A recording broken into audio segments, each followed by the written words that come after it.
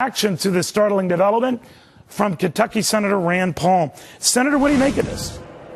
It might be the dumbest idea I've heard this week. Most people in Kentucky are complaining to me about the price of gasoline being too high. And now Big Brother in Washington wants somebody to ride with them in their car and measure their mileage. I'm wondering who's going to ride in the car, a GPS or a microchip? How are they going to determine how many miles we're driving? And is it a good idea to raise prices? We're in the midst of a crisis where gas prices are rising dramatically. Now, by the way, Senator, we're trying to get Joseph Kyle, the microeconomics expert on the Senate, on the CBO, to question him more on this. But, you know, this trial balloon has been out there quite a bit, Senator. You and I have gotten into discussed this, how far it's moved along. I think it took up a little bit more currency today when the CBO attached its name to it. What do you make of it? Well, you know, I've actually been proposing the opposite. I was on the Senate floor today proposing a gas tax holiday to allow gas taxes to go down for 4 months this summer. And the government has an 18-cent federal tax. Now, the way I would make up for that so we don't deplete the Highway Trust Fund is I would take the money from foreign aid.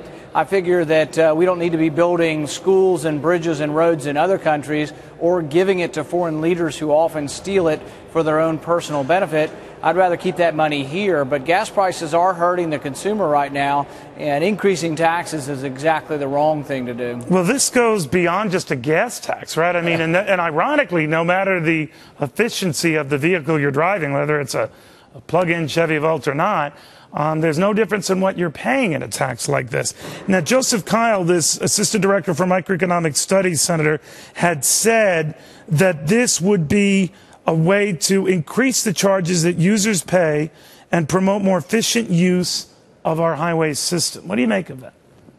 Well, you know, like I say, I'm not too excited about having Big Brother sitting in the passenger seat with me. I'm not sure how they're going to measure the mileage of those who are driving, but I am certain of one thing. I think it's a mistake to raise taxes in a recession.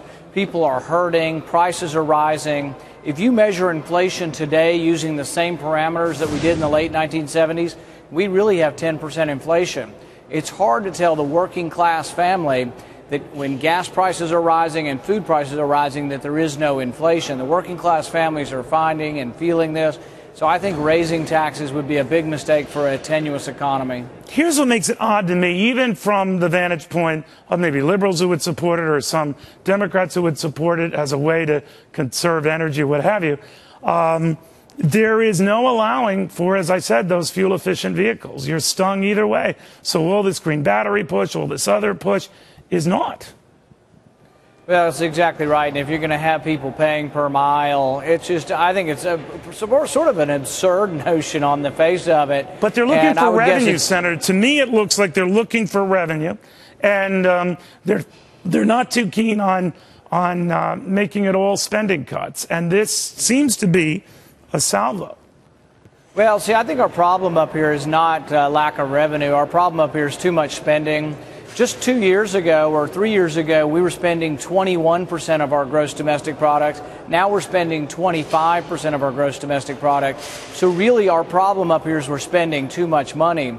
And if you're looking for a compromise, the compromise is not to raise taxes. Well, they disagree, Senator. When I hear Tim Geithner on the wire saying new revenue raising will have to come, I'm quoting from a Dow Jones wire, obviously, ideas, whether they're specifically this one or others like them, are being entertained.